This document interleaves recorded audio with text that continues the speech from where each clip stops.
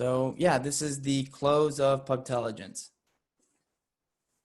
And these are generally a lot of work for us. We've been averaging about 3 a year, one in New York, one on the West Coast, either in San Francisco or LA, and then usually one in London in the fall. And we host them at Google offices, and Google is obviously a partner in these events.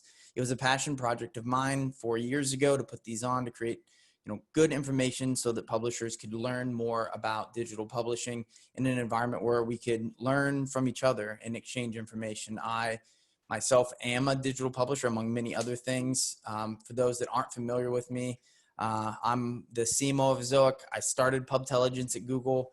I'm an award-winning marketer, which part of that, I always joke around, is you have to tell everybody. I'm a veteran of the technology and startup world. And a lot of other things, but for the most part, I am a lot like many of you, where I spend much of my time trying to figure out how to create great content online and how to empower digital publishers, much like yourselves, I'm sure, to succeed in an environment and ecosystem that's forever changing. And that's really what we focused on at Pubtelligence. And because of the fact that we're not able to sit next to each other and exchange information how we normally do, hopefully the information that you get from all of these sessions, or you've gotten from me, it has been helpful. And I want to encourage people to follow me on Twitter, follow Ezioic and Ezioic platform. Many of these sessions and additional information that we could not include in a virtual experience, we found different mechanisms for sharing that. And hopefully those can serve as ways to keep the interaction going. We did record all of this. It's at pubtelligence.ezioic.com/recording. So if you missed anything, or there's anything you hear me reference, that's a really good resource in terms of if you just want to look at the presentations and skim the stuff, or if you want to watch the whole video, it's all there. And then also we have 2 different communities to engage in. So if you're an Ezioic user or customer, you have access to the Ezioic community. So community.ezioic.com. Once you're logged into Ezioic, and we're going to add everyone that attended Pubtelligence to a special group in there where we can continue to interact and talk about some of the subjects that were discussed. And then we have a external Facebook group that I actually started called Publishers Sandbox. And basically the purpose of that is to keep conversations like this going, even if you aren't an Ezioic customer, so that we can continue to learn from each other and that sort of thing. Yeah, there it is. I was like, I had that picture on here. I don't know why that one had an animation. Go figure, right? So before I kind of touch base, I wanted to create basically a mechanism for people to ask me questions about this presentation, which I got a lot of really positive feedback from. And I had a couple different publishing media outlets reach out to try to basically distill some of the information, because a lot of it I think was unique. And so I'm just going to kind of just skim through some of the takeaways from my presentation that kind of kicked off the event earlier this week. And hopefully that will kind of get everyone's minds working around some questions maybe around this material in particular. So one of the things I challenged, and I apologize if I go through this really quick and you're like, go back, the presentation is available on, the full one is available on the recording site along with the full presentation. So I don't want to re-give that or anything like that. So the thing that I challenged initially was basically there's been this formula that we've used for a long time to create what we would consider evergreen sites. And I use the we as like the collective we. And it's largely been focused on evergreen organic content, meaning, when we think of organic, it'd be nice to think of it in terms of something that wasn't, just search engine traffic. But realistically, there's one type of organic traffic that makes up the majority of most of our organic traffic, most of us, again, the collective us websites, and that's Google. And one of the things that I think has held true forever, and I think that Google Organic has gotten an exception to this rule, and that is that publishers should own their content and own their audience. And I think that we've made a mistake of believing that reach in some cases is the same thing as an audience. And that was something that I brought out at the end of my presentation, I distinguish in between the two different types of audiences and how to build them. I wanted to take everyone back to March at the start of my presentation to show that, you know, in the beginning, we really saw at the start of the pandemic, this collective understanding that there are winners and losers in terms of traffic. You know, you can think of something, I referenced travel sites as being something that were impacted by everything that was taking place pretty dramatically. But realistically, everyone was affected that monetizes their site with display ads. You can see in 2020, the ad rates from the ad revenue index are in many cases at all-time lows here at the start of April. And really throughout much of May, we were kind of just battling 2016 and just well below what we've seen over the past few years. And it's not just because traffic has been impacted. In many cases, traffic went up for many sites, but realistically, you've got a combination of sites that were impacted because, you know, there's not a lot of people looking for information about theater and events, for example, and that has an impact on revenue. Even all the advertisers, you know, remain in place, but the areas that we saw major double impacts were sites that saw both a major pullback in advertisers and a major pullback in traffic, obviously because of just demand, the need to search about traveling to Bali, one of my favorite places in the world. Many of us can't go there right now, and so no need to search for it. And a double whammy to it is the fact that many publishers have made money from affiliates, and popular affiliate outlets, Amazon being the largest, cut their commissions dramatically at the start of this thing. And so you have, in many cases, people spending more time on devices, yet advertisers pulling back their budgets. And so you get this, you know, further dilution of ad impressions, meaning, you know, there's more to go around, but the value is even lower. It's an inflation. And the good news is that right now we're seeing at large the ad revenue index as a whole show some progress. In June and in July, we're seeing rates above what we saw in 2019, but it's sort of a different story across the globe. So we have a place like the United States right now where you're seeing, you know, in many cases record ad rates for July. However, Germany, while faring better, still isn't quite seeing the same record. And then places like India or the UK are in many cases still seeing pretty dramatic lows, with India, you know, maybe going through the worst of it right now. And the ad revenue index now allows you to actually sort by country, and you can kind of see and break down this information based on the geolocation that's most important to you. And so one of the things I finished the presentation with was really the fact that this is likely here to stay.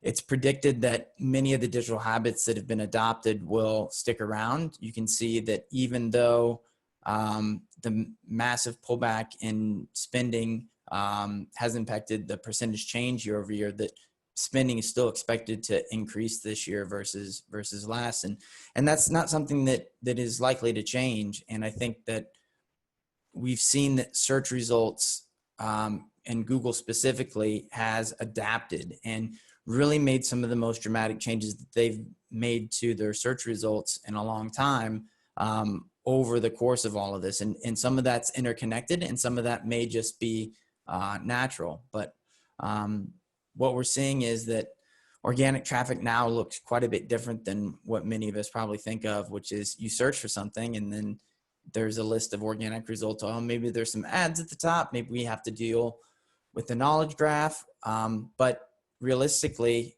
the results don't really even look like that anymore. And so we have to ask a question of what organic traffic is now. And the takeaways, and I encourage you, if you're like, what do I do about this? At the end of the presentation, I kind of give some actionable steps. And one of them is to look at data, because in many cases, you'll find that the queries that are still getting traffic are actually more valuable than your average traffic that you were seeing before, and it may make sense to go after those, and vice versa. Some of the traffic that you've lost may be not as high paying as some of the stuff that maybe is kind of booming right now. You know, a good example is if that travel site I mentioned, Bali, versus maybe traveling in an RV.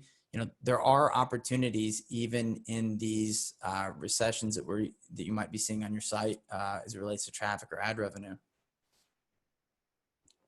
I mentioned a changing in the SERPs. I think video is a big part of this and something I talked a lot about in the presentation, and the importance of being able to self-host video and have them indexed in search, and just kind of talking through the fact that YouTube doesn't have a monopoly on Google search, and I could probably choose my words probably more carefully there, but the truth is anybody can have video indexed in search and actually get search traffic to video on your own site, so you can get traffic and ad revenue directly from your video without having YouTube take their cut. So the benefit of this is that it's a wide open green field. So in the way that many of us wish we probably would have started sites 10 to 15 years ago, video has far less competition in search results. And you can see that video being indexed, you know, can produce some pretty significant views rather quickly if it's on a topic that maybe, you know, lends itself to video, and the page RPM and the revenue that pages can gather from having video on it is quite lucrative. And again, not having to give YouTube this kind of non-competitive environment for your video ad inventory is really beneficial. And the other thing that I highlighted, which was brought up by Barry Schwartz in his presentation as well, is Google Discover. And just Chrome Unboxed did a great presentation earlier today about using Google Discover and optimizing for it, something that I touched on in my presentation as well, and how that is in many ways organic traffic as well, but you may have to think differently about it.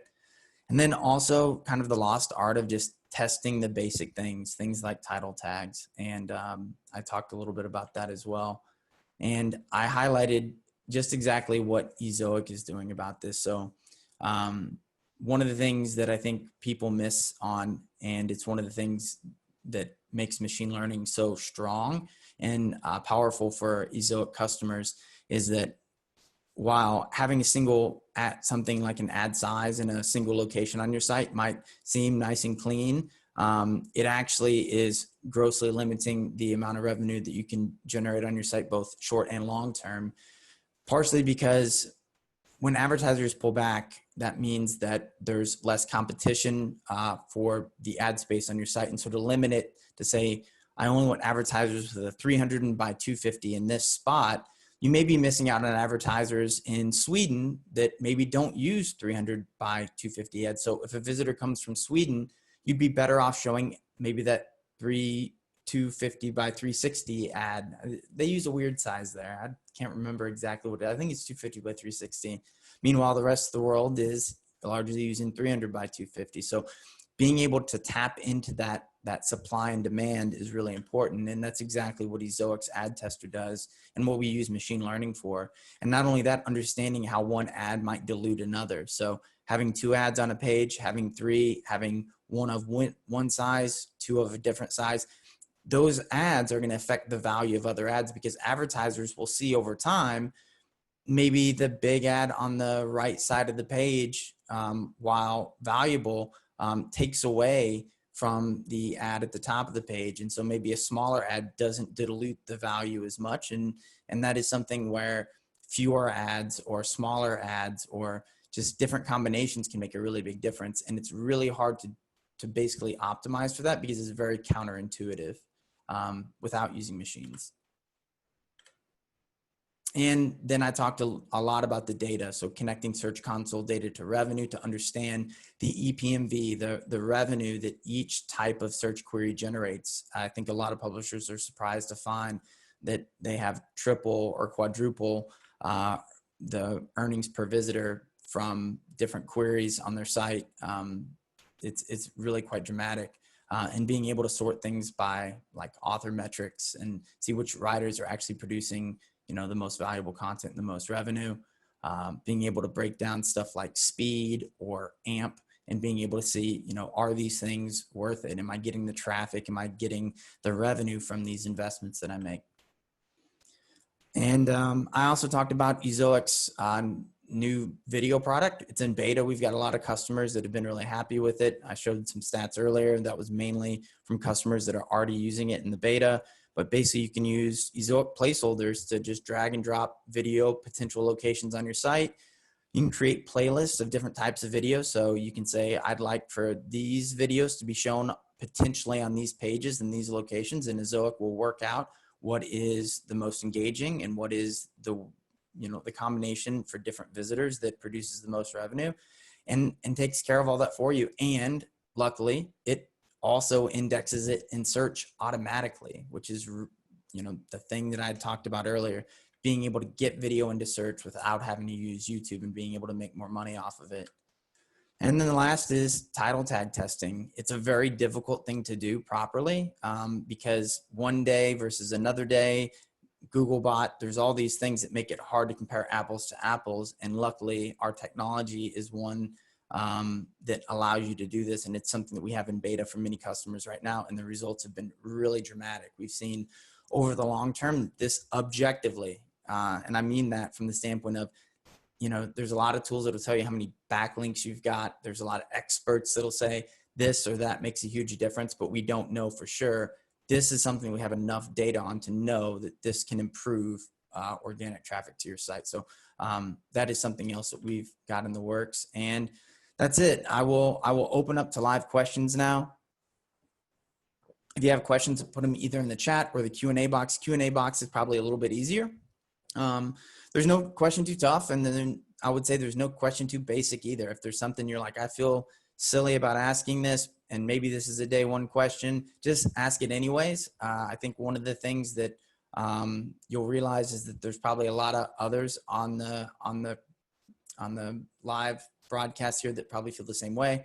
I think you'll find that I'm quite transparent and pretty honest. If you have never engaged with any of the live events that I've done before. Closing down the poll there so I can actually see some of these questions.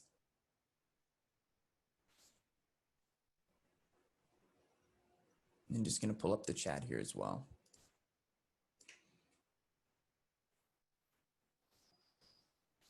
So first question is, can you run Ezioic with Adsense on the same site? So yes. So there's a couple ways I can answer that. The first and most clear way is that you can actually test. So one of the things that I think is kind of a no-brainer for anyone that's using Adsense exclusively on their site, no matter how big or small, is Ezioic allows you to split test the same traffic, meaning 50% of your traffic on Monday could go to the way your site is set up with AdSense, and 50% could go to Ezioic, and you can actually compare and contrast apples to apples to see if Ezioic technology is doing its job. The other thing you can do is you can actually link your AdSense into Ezioic, and so your existing AdSense account will compete with the thousands of ad partners and ad exchanges and direct deals and native ad networks that we have available, including Google's ad exchange.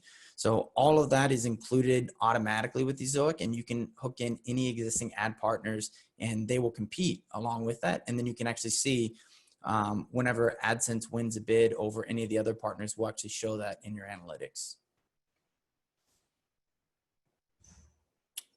Got a question here from Soren. And he asks, I've started building my website only 20 months ago. I'm still beginning.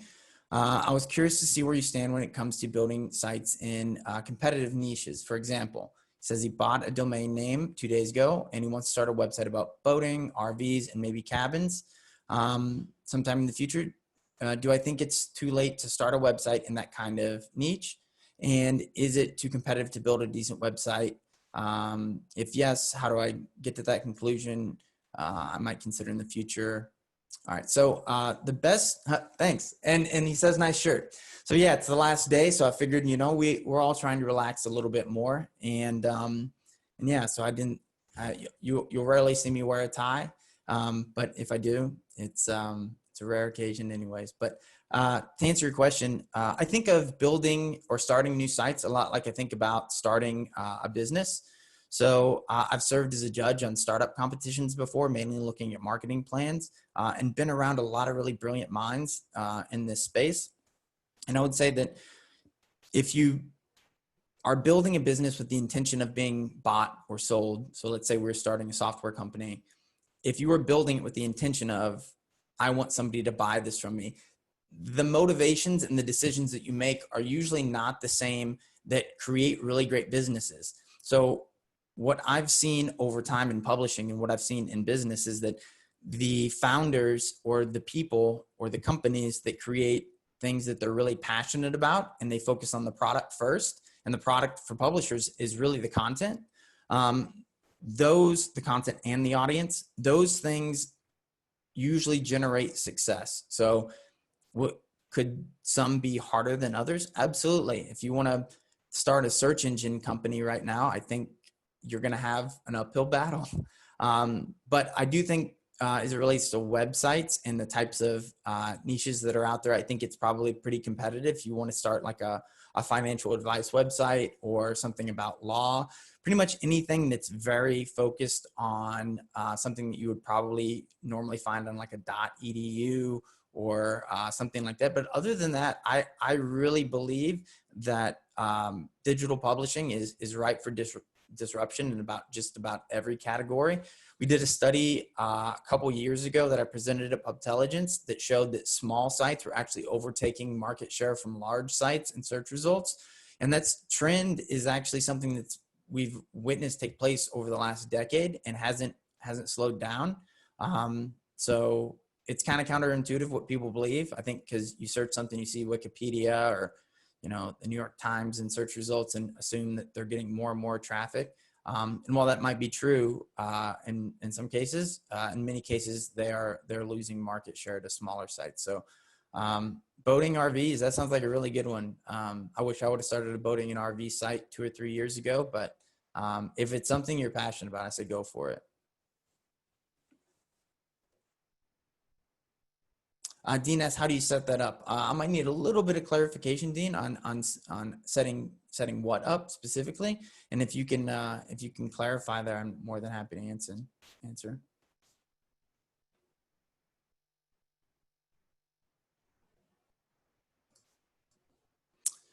Steve says, I didn't realize that you're planning to offer embedded video. Are you monetizing these videos? What types of videos should I create to prepare for when this is available to everyone? So I can show really quickly here. So the way it'll look is, I believe the beta has gone so well and the product is fairly rounded out. So I would expect this to be available in the coming months, if maybe not even potentially sooner. But in your Ezioic dashboard, oops, I clicked on SEO, Butterfingers. Video will be up here at the top, and what you'll be able to do is upload video here. So you just upload the video. You can add a title, just like, and this will be your title tag, just like you would write a title tag for an article. Many WordPress publishers use Yoast for things like this. And then your description will also serve as like a meta description inside of search results. Think of it as the same type of description you'd write for like a YouTube video. You can mark it as private or public. So public is what you would want if you're going to have it indexed in search. You can add different display parameters and things like that. Upload your video. You can get straight into your analytics from here, and then restrict by refer just basically makes it available. So you can either have the video to where it's only embeddable on your site, or you can say, hey, I'm cool if other people want to put this on their sites as well. So you'll be able to upload it, and then you can basically create video placeholders, and you can use the Chrome extension that we have to drag and drop video placeholders in the same way you can drag and drop ad placeholders on a site. And when you do that, you can actually create video playlists, and you can say, I want these videos on my site, etc. And around what types of video, You want to have valuable video from the standpoint of, you know, the primary objective of video is to engage an audience, and that's what advertisers want to spend money on as well. But one of the things that you'll find is that what people want to get out of video is different, and that's why you want to use something like Ezioic for machine learning. So let's say I create a slideshow and I create an audio recording over the top of it. So maybe somebody doesn't want to read my article. They would rather just watch the video, maybe while they do something else in the background or whatever. I can create that video, but I may have certain video visitors that hate that. And those visitors may close out that video player. And because they close out that video player, it could dramatically impact the ad rates that I get from my video ad inventory. And so Ezioic will learn that and figure out when and where to show that video according to the preferences you set in terms of placeholders. So I would say you can start really simple. I've got some webcams and all kinds of great stuff in my studio here at home. But I've built it over time, and I would say that you can just start, like create some videos that you think might add to your content in some way, and you know, you can use actual data to figure out which ones are getting the most playbacks, which ones are earning the most revenue, and on which types of pages, and then you can be a little bit more data driven about the types of video that you create. So far, we've seen a mix of everything. The thing that I mentioned before about kind of the slideshow with some audio over the top of it, that has worked to some degree, meaning I've seen the opposite on some sites that aren't using our technology, that they basically just create these really kind of fake videos. We wrote a blog on it. But if you create content that's, you know, generally designed for your audience, I think you're going to do well. But that's the thing, in the same way that you're probably creating written content that you think is going to satisfy somebody's organic search or something like that, you really have to think about your video in the same way.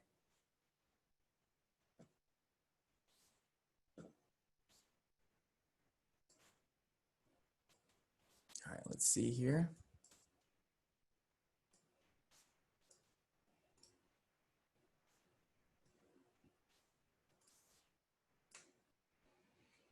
I'm just trying to find my video bar here.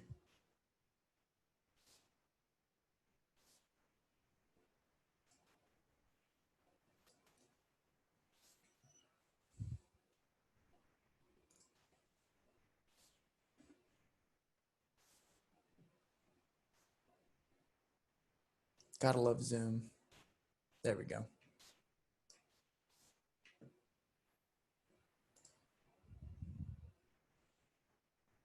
So by your experience, what's the best way to increase domain authority and page authority fast? I would say to not worry about it. And the reason why I say that is because I've seen many sites perform really well without it. And realistically, when you're talking about domain authority, which by the way, is not a thing from the standpoint of most people, the way that they measure it, they're looking at probably Moz's toolbar or one of the other SEO tools out there that has their own composite.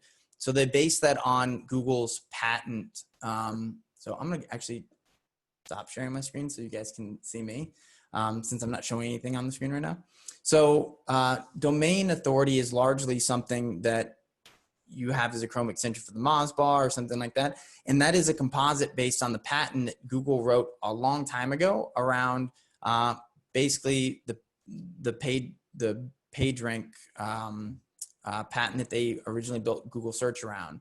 And a lot of it has to do with backlinks, the age of a domain, how old it is, looking at the traffic that comes to a page. So if you have some kind of Google tag on the page, or Googlebot is crawling it and looking at server logs or something like that, what you're going to find is that over time, Google is going to say, okay, this page is or isn't an authority. How many other sites are linking to this site that maybe are about this content or reference this site? That's usually a pretty good understanding for us of whether or not a site is good or not. Now, the thing that I think people always misunderstand about something like a backlink or a link to a site is that Google has a patent called the it's like the cool surfer patent or something like that. A good friend of mine, Bill Slosky, who actually lives close to me here in Carlsbad, we had him speak at Pubtelligence in London, is what I would consider probably the world's leading expert on analyzing Google patents. And he recently talked about this one. He has a blog called SEO by the Sea, where you probably learn a little bit more about it if you're interested. But it basically says the backlinks that Google is going to care about are the ones that people click on. And so I think most of the efforts that people spend in most cases building backlinks is a complete waste of time, because even if you have a backlink on, I don't know, the New York Times, the New York Times, you've got a backlink from there. You go, yes, perfect. I'm going to get all this traffic now because I got this great backlink that's going to increase my page or domain authority. The truth is, if no one clicks on that link because it's spammy, or you paid off some reporter to insert it in there, it's probably not going to do a whole lot. But if you have a link that people are clicking on a lot, it's probably going to pay real big dividends. So I'm a really big fan of Haro. I'll share my screen again really quick. Is just kind of like something I think you should always be doing, maybe in the background, to try to build some page or domain authority. So Haro stands for help a reporter out. And so you can say, I'm a source, and you can basically sign up, and what you'll get is basically they're going to send you a lot of emails. But what you can do is you can find stories that journalists are trying to write. And when you get this list of stories that journalists are trying to write every day, you can choose by different types of categories, and you can basically reach out to them and say, hey, I have a website about boating and RVing. So I'm an expert in this space, and I would love to give you a quote or to share something with you that might be helpful, so you can reference me in the story that you're doing. And, 1 in 5, 1 in 10, they'll take you up on it. And then you get a great backlink to a story that's probably going to get published in the relatively near future. And that's great, because what happens is, those are links that people are probably going to click, because they're going to get promoted, because whatever reporter that is that's writing that article, it's probably going to get published soon. They'll share it on social media. So it's a great way to diversify where you get good quality links from. And to me, it's one of the safest and most ethical ways of building backlinks, which, when people talk about building domain and page authority, unless you can find somebody to sell you a site that's 10 years old, that has been indexed and searched for a long time, and then all of a sudden isn't, with great content, I would say that's probably the best way to do it.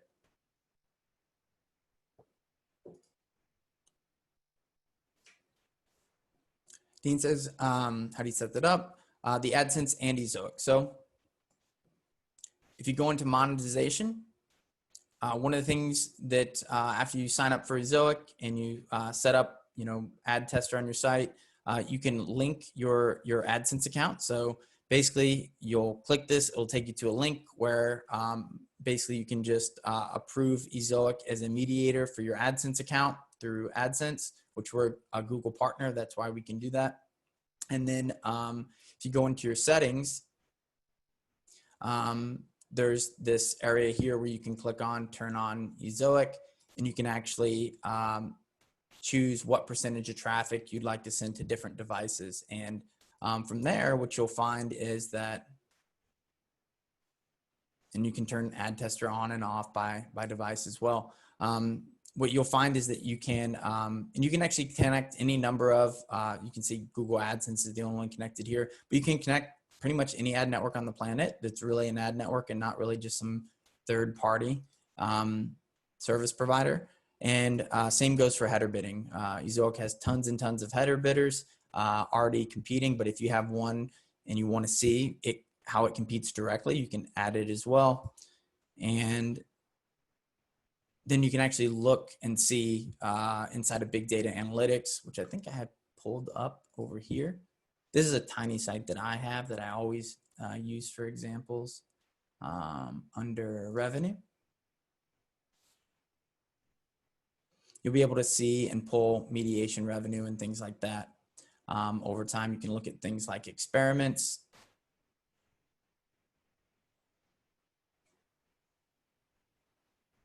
And you can see I'm running 100% of my traffic through Ezioic Ad Tester, but if you had a split tested, you'd be able to see the original version of your site here as well. You can also add segments. So just like in Google Analytics, you could say all users, or you could pick, your original site. We call it old site in here. And you can kind of compare and contrast things that way as well.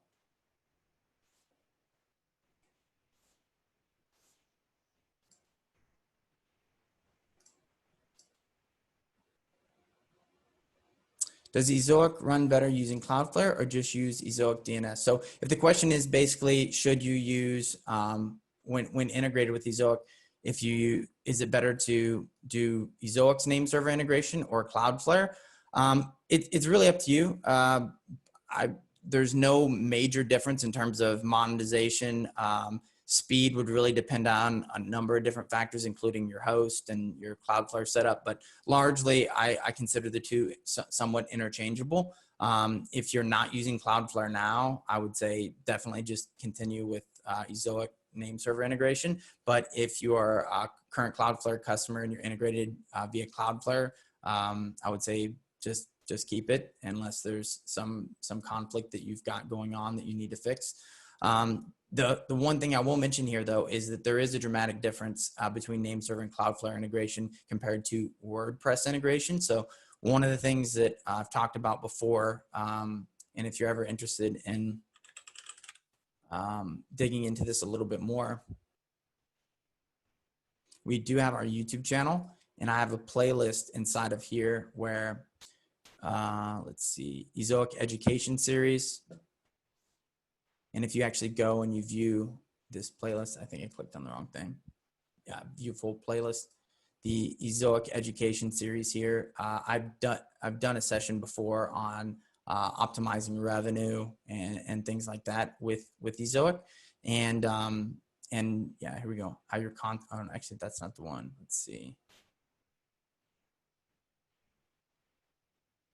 Growing ad revenue with Ezioic. I go deeper into why Cloudflare and name server integration is an optimal form of integration with us. Same thing with speed.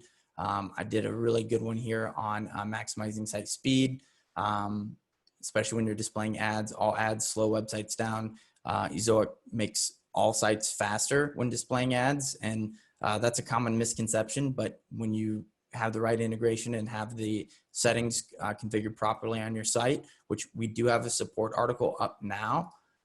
If you're like, wait a minute, what was that about speed?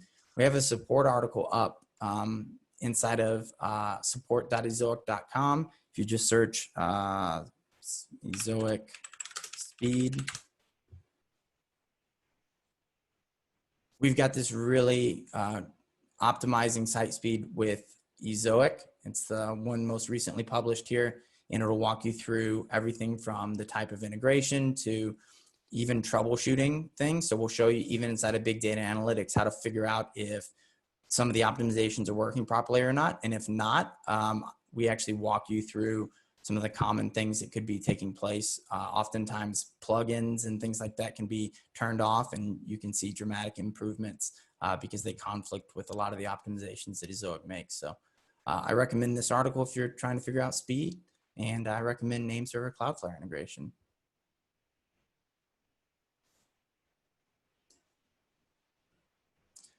It says, what's the minimum number of page views required to qualify for Ezioic? My site is relatively new, but growing. So the way that we've always done it is we've said that it makes the most sense for a publisher to really focus on growing and optimizing their site before they try to, monetize it specifically with ads. So we've always set that number at 10,000 page views, and it's partially so that sites that are new and starting can basically get their hands around that part of the business first before trying to tackle all these other aspects. Marketing at Ezioic isn't probably what people think that it is from the standpoint of, I'll stop sharing here again. I started in marketing here at Ezioic, and when we started this company, the idea was we aren't going to do traditional marketing. We're going to educate our customers, and we're going to educate the marketplace, because our technology, the transparency, the control that we give is completely different from anything that's ever existed before. And we wanted to make that clear. And we want to make sure that our customers understand that. And part of that starts with being able to understand kind of the process of starting and growing a site to begin with. And so 10,000 page views gives us a nice place to start with publishers, especially if they need help in the beginning, if they're on the low end of that. But I would say one of the things we've learned here recently, and that's because of the additional features that we're starting to add, like the ability to get video index, the ability to do SEO title tag testing, the analytics that I showed you with being able to see which authors are earning you the most amount of revenue, and yeah, it goes on and on. We realize that our platform itself can actually help publishers grow, and that many times we have publishers that are in the 5 million, 10 million page views per month that are starting new sites. And they're like, I want to use Ezioic because of the data, because of the tools, because of, you know, the CDN, the caching, the speed improvements. And so what we've decided to do as a business is lower that threshold and make it so that our technology platform is available to all publishers. Now, that's not ready yet. We need to improve some ways that we do onboarding so that it makes it easier, especially for publishers that maybe struggle with things like name servers or something like that. So what we've started doing is we're experimenting with a couple different programs where we are allowing smaller sites to begin onboarding themselves, and we're attaching that to an education program. We've got one going on right now called Just Start. We only allowed 200 sites to join the first version of the program, and it filled up within about an hour. So it is something we're excited about, but ultimately we see the platform being something that's open for all publishers, but I don't have a timeline for when that'll be.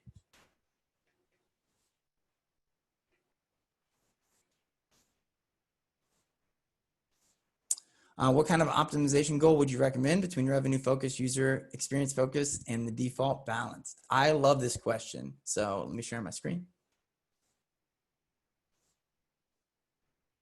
So there's a few reasons why I love this question. And it's because it really is a simple answer, and it's very intuitive, but I get it a lot. And it is basically, so you have these different settings here in Ezioic. So you can say balance, which Ezioic will automatically find a good balance between revenue and UX. And over time, because of that, Ezioic will actually increase what advertisers pay you, because ad bidding is based on historical data, meaning an ad placement on the right side of your screen in the sidebar may get a $10 CPM or something like that from an advertiser. And if you put a second ad there, it'll be a $10 CPM too to start with, because it's based on historical bidding data. But over time, advertisers will learn that maybe people don't click on that one, see it, buy things as often. So both ads will be diluted in value. And Ezioic learns how to basically manage supply and demand and increase the bidding over time, maybe even by taking more ads off the page. And balance is one of the best ways to do this. Now, you could also say, well, listen, I am more focused on just squeezing the dollars out of my site that are available now, taking advantage of every time I could maybe show an extra ad to one user without diluting value, or you know, taking an ad away because maybe everybody bids higher when there's fewer ads on the page for this visitor. Revenue focus will do that, but it may not increase your ad rates over time as quickly. User experience is really going to make sure that your users aren't bouncing, visiting fewer pages, or basically having a worse experience, spending less time on your site. But if you're like, I want to tell the machines exactly what to do, we do have a custom setting. So you can actually say, I want to be 60% revenue and 38% user experience, or move the slider this way. You can also say, well, earnings is what I'm most focused on, which personally, I recommend it. But if for whatever reason you're like, I have a conspiracy theory that viewability is the most important thing, so I want us to focus 100% on ad viewability, you can do that. Same thing with page CPM and impression CPM. This is something people use to hire ad ops people to spend all day working on, and it's something Ezioic machine learning and Ezioic the platform has made really, really simple. So you can test and try all these things, but I would say, throw the question back to you. What is it that you want to achieve? If it's the most money possible, set it to revenue focus. If you're like mostly revenue, but maybe a tiny bit user experience, use a custom, throw it 8812. If you're only focused on engagement time or visits or page views, bounce rate, you can set as many options as you want, but the machines are really good at doing what you tell them to do. And that's why we have those 3 default settings.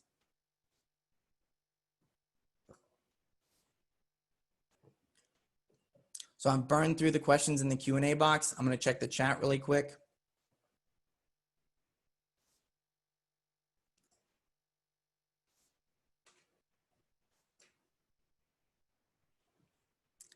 And I only see one question in here. And it's the one from Soren that I answered a little bit earlier. So I'll give everyone a chance to ask any other questions that they might have. I'm more than happy to dig into anything that you would like or that would be helpful.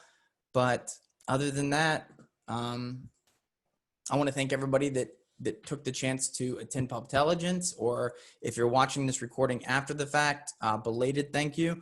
And if you have, I'm going to share my screen again, sorry. Back and forth here all day. Oh, I'm getting one more question. What do you think about making an evergreen website that may be evergreen in the future? So if we think about it in terms of the definition of evergreen, oh, did I not include it? Yeah, wait, yeah, here we go.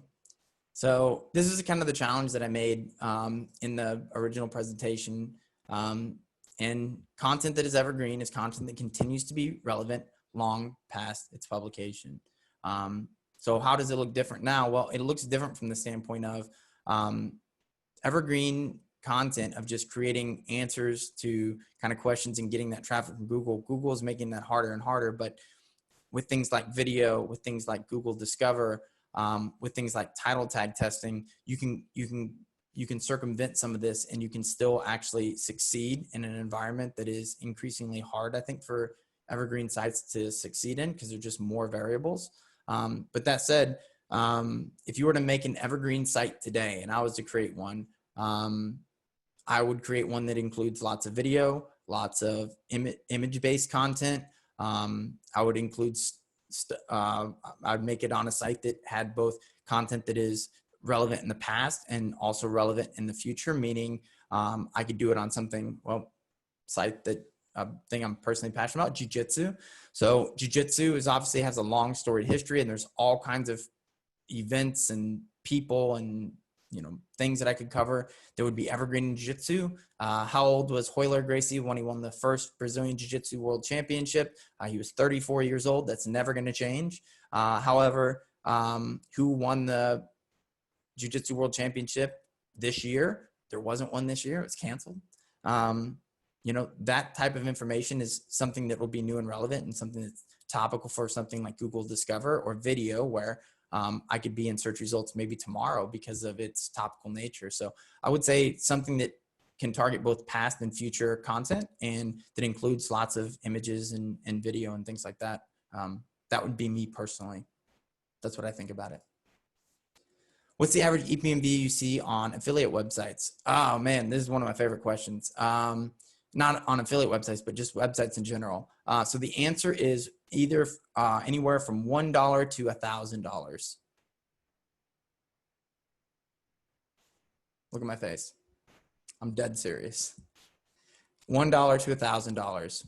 It's impossible for me to tell you what an average Epmb is. If you even told me 20 things about your site, I'd still have to shoulder shrug. I know of three of the most popular sites on a specific brand of technology, and I'll leave it at that. The largest sites on a technology that's incredibly popular. And if you Google anything about this technology, one of these 3 sites will be number 1, almost guaranteed. And their Epmbs differ from each other by, in some cases, double-digit USD. It could be, depending on the month, the year. You may have one that's getting an $8 EPMV, one that's getting a $25 one. And what's the difference? Their audience, their engagement, the source of the traffic. There's a lot. And so with affiliate sites, one of the things you have to realize is that all things that require engagement from your audience member, the content itself is a piece of that too. Social media widgets, newsletter signups, all that stuff can dilute from the value of something else on the page. So what that means is when you have affiliate links on your site and you have display ads and you've got a newsletter sign up, those things, not always and not for every visitor, but in some cases will dilute each other and almost certainly will in some cases. So what that means is that you need to be able to use something like Ezioic to figure out how that works with ads. And then B, you need to be able to understand, looking at different types of categories on your site or different landing pages, the impact of something like ads and affiliate ads that may be impacting your content. A good example is a site that I've used as a case study before. Obviously won't give out the name for obvious reasons, but they focus on outdoor equipment. They would do reviews of outdoor equipment, and the reviews were what drove most of their affiliate revenue. And then every now and then they would do these guides to like outdoor setups and things like that. And those articles didn't earn much in affiliate revenue, so they weren't really all that focused on it. But it turns out they earned triple the EPMV of the reviews articles. And so all of a sudden they looked at it and they're like, hold up, I'm making more money per visitor off the content that I actually thought I was making more money from affiliates. And so they started creating more of that content. And so the average EPMV is going to differ depending on the content. So I would say using something like big data analytics, let me see here. I don't think I have categories set up on my site. Don't. Let's see. Maybe Bishop BJJ does. I doubt it. No.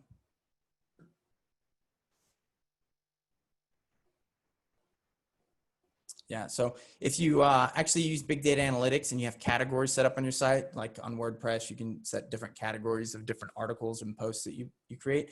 You'll be able to actually go in here and see different categories and which ones are generating the highest page RPM. You can actually drag that over and sort by it. Sorry, I didn't have an example pulled up. We may have one on our main website if you want to just see a screenshot or something. There's actually a YouTube video on it. In that playlist that I referenced earlier. So if you want to watch somebody demo it, you can do it that way.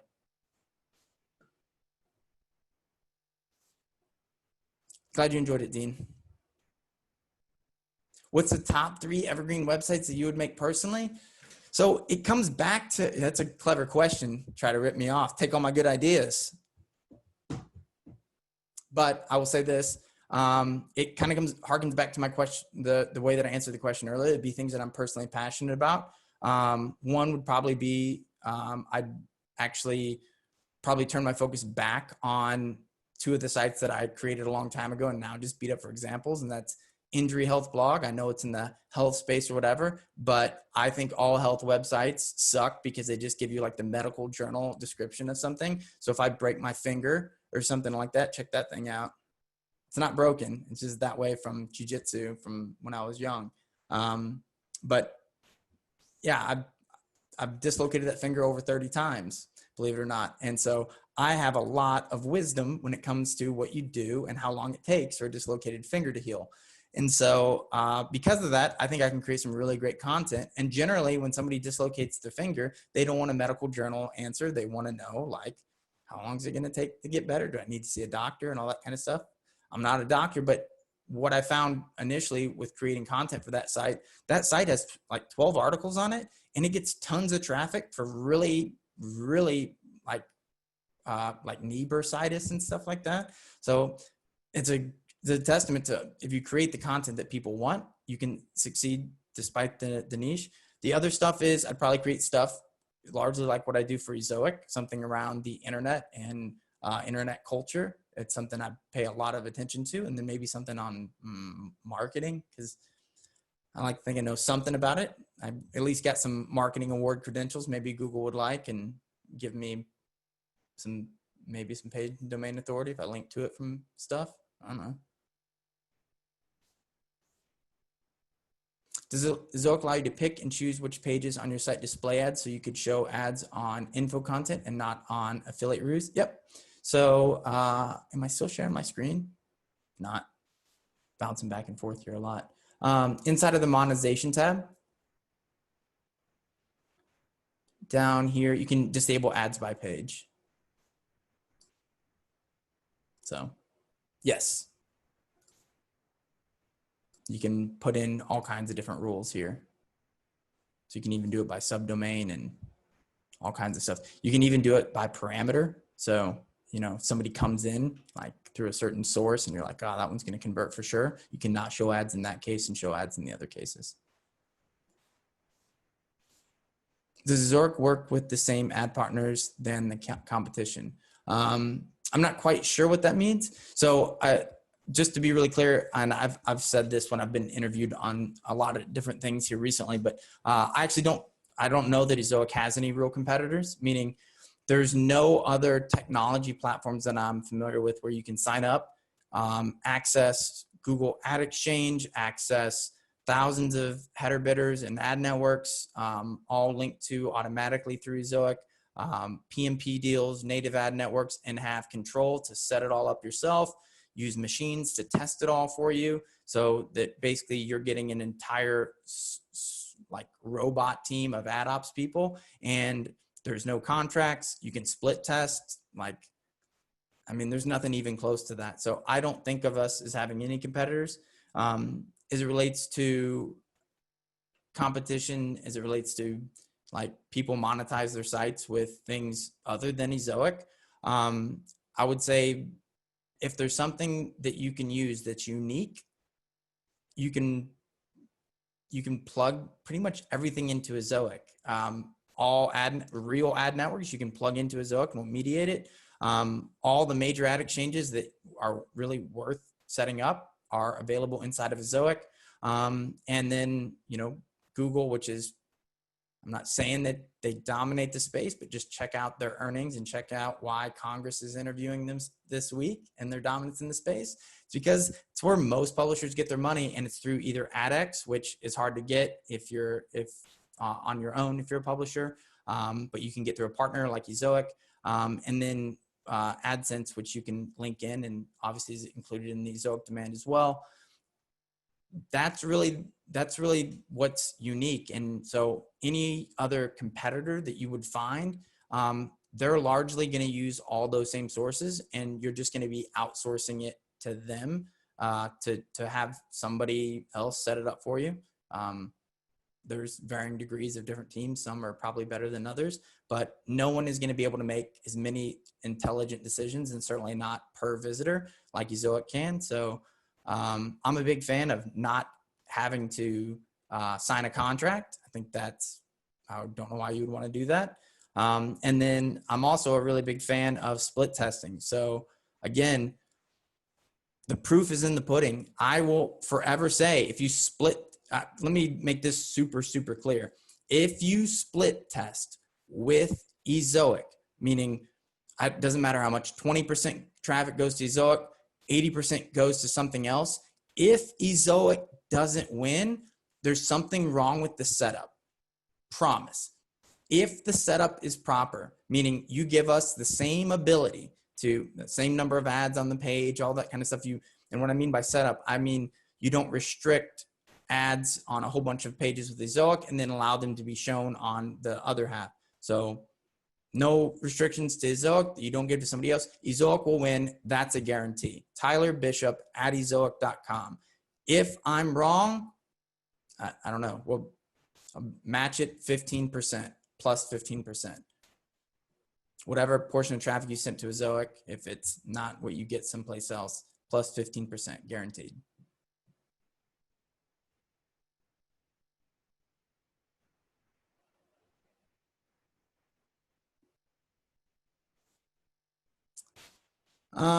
So great answer on Evergreen websites. Where do you see Ezioic in the next 5 years?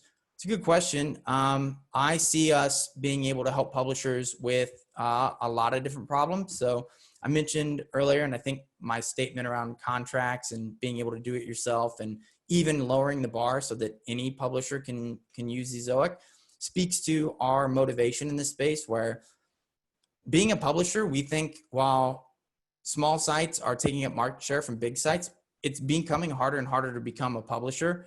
So I'll stop screen sharing here for a second. If you're a digital publisher right now, to start a website and to grow and be successful, you need to think about mobile first. You got to think about speed. You got to think about modern SEO, Google Discover, all these things we were just talking about. 15 years ago, if you started a website on boating and RVs, man, you'd be set right now. You'd have a great website with tons of traffic. The problem is when you start now, the barrier to entry is getting higher and higher. And to succeed, you're needing a greater and greater set of skills. And the ad industry became that way, where if you wanted to be able to make a fair amount of money from your website's ad inventory, and fair meaning like compared to like a large publisher that had like a full ad ops team, the deficit in between there was getting really, really dramatic, meaning having somebody to professionally set things up and understand how to make decisions on a per visitor basis or something like that. It was basically impossible. I mean, the big publishers and like enterprise ones, many of them still aren't doing this unless they're using Ezioic. And the thing is we wanted to make that so that it evened the playing field. So no one needs to worry about phony baloney exclusivity or hire people or outsource stuff, especially their money. The ad industry is dirty. Publishers have been taken advantage of for a really long time. And we wanted to make that fair. That's why we do the split testing. That's why we do no contracts, that sort of thing. And I see us being able to move into these other areas like video, like SEO, and things like we have a lot of things as it relates to privacy. As different world governments decide to add more and more caveats to being a publisher, you got to get consent, have consent modules. We always are building technology to comply with that. So was it the most profitable thing in the world for us to build the GDPR modal for all of our customers? No, we don't charge for it. It's a free tool, but we know that our customers are going to need that to use not only our technology, but to be successful and to not get taken down by, legislation that's, coming from the EU or the state of California here in the United States or something like that. So I see us continuing to build technology that makes publishing easier and easier for publishers to do themselves. I would say we're pro not outsourcing. So whether you do it yourself as a one-man shop or one-woman shop, or if you have a small team of people, to be able to know that you have the tools at your disposal to focus on creating great content and making a site that is unique and something that you're passionate about, and taking anything that's complex or boring or not interesting to you and being able to easily manage it. That's where we're going in 5 years. And I would argue that our core product, our monetization product, is the best thing that's ever happened to digital publishers in terms of making monetization easy and helping them maximize the value of your content. And it's not easy enough yet. I hate that it's difficult and that we get bad reputation in some cases because people don't understand something, or there's somebody that you're outsourcing something to, and somehow you think that that's a better thing than being able to do it yourself because of inability to use our technology or something like that, or it being complicated. We've got to make it easier. Just being honest. But I can promise you that there's the best and brightest engineers that I know are working on it right now. What is the main purpose of always compete when setting ad unit size under placeholder? Does it have any effect on the various sizes when you select placeholder? Thanks in advance. Great question. Because I hate this. And I hate this because it really only, so we should remove it for the vast majority of our publishers that are not running direct deals. So what he's talking about here is, Not adaptive sizing. Is it not in here? It might not be on here. Ah, here it is. So when you set up a placeholder, whether it's in the Chrome extension or here, there's this little box right here that says always compete. So always compete means that if you are running a direct deal specifically, and direct deal means Ezioic is hooked into either you have your own Google Ad Manager account where you do a deal with Reebok or somebody like that, and they buy 10,000 impressions from you. You may want to set this to always compete because you always want this ad to show, because maybe that ad campaign includes nothing but 270 by 350s. We're getting in the weeds here. You might want to turn that on. And usually our team, it will have to help you integrate with your own DFP or ad manager. So they'll probably bring that to your attention if it's something you're interested in. Or you sell a direct deal, you don't have your own ad manager, but you want to deliver a direct deal. You can set up, oh, I've got an error on mine, but the direct ad orders app, you can actually deliver direct deals through Zoex, so you don't have to set up or go get access to your own ad server. You sell a direct deal with Reebok, all those same caveats apply. You could go and click that box. But I would say if you're not selling direct deals or anything like that, or running the direct ad orders app or have your own Google DFP ad manager account, nothing. It does nothing. So why would we show it to you? It's a question for all those bright engineers that I was telling you about.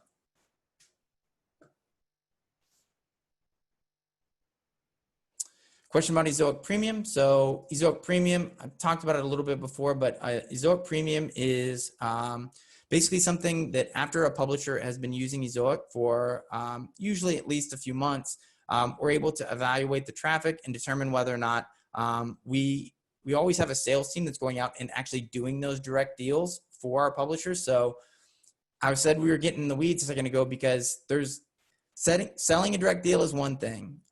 There's a lot of good salespeople out there, but actually getting one of those direct deals to deliver and set up and be measured the way that an advertiser wants, they worry about viewability. And guess what? The metrics you have for viewability aren't the ones that they want. So they want some extra tags, and you have an ad ops guy that has butterfingers, and next thing you know, you lose all the money that you just paid the sales guy to go out and get you.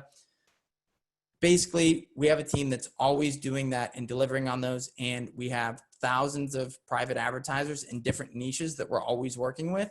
And when we find, we carve out portions of traffic for them to be able to run their ads on. And once we are able to work with you for a few months, we're able to figure out whether or not we have direct advertisers that could be delivered on your site.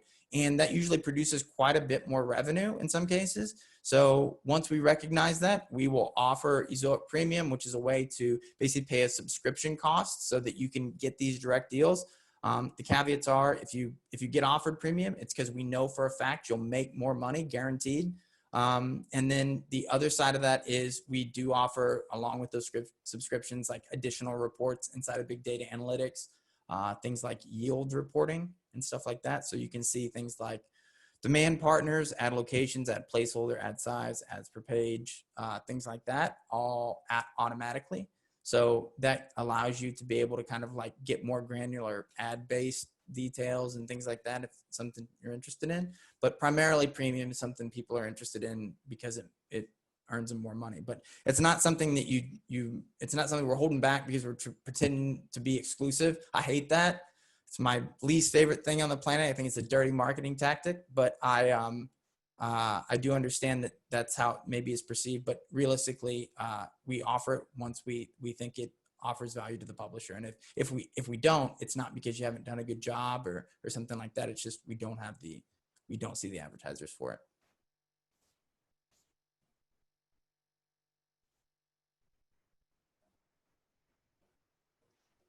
All right, that's it. That's all I got. Okay, thanks everybody. From the bottom of my heart, thanks for attending Pubtelligence. Thanks for joining. Thanks for asking questions. And if there's anything I can ever do for any of you, Tyler Bishop at Ezioic.com. And if you'd like to learn more about Ezioic products and you're like, hey, I have a website that I think could be a good fit for Ezioic, or I've never used it before and I want to use it, you can send me a message and I'd be more than happy to connect you with somebody that can help you with the setup process if you need any help or anything like that. And that's it. Thanks, everyone. Have a good evening or morning or wherever you're at.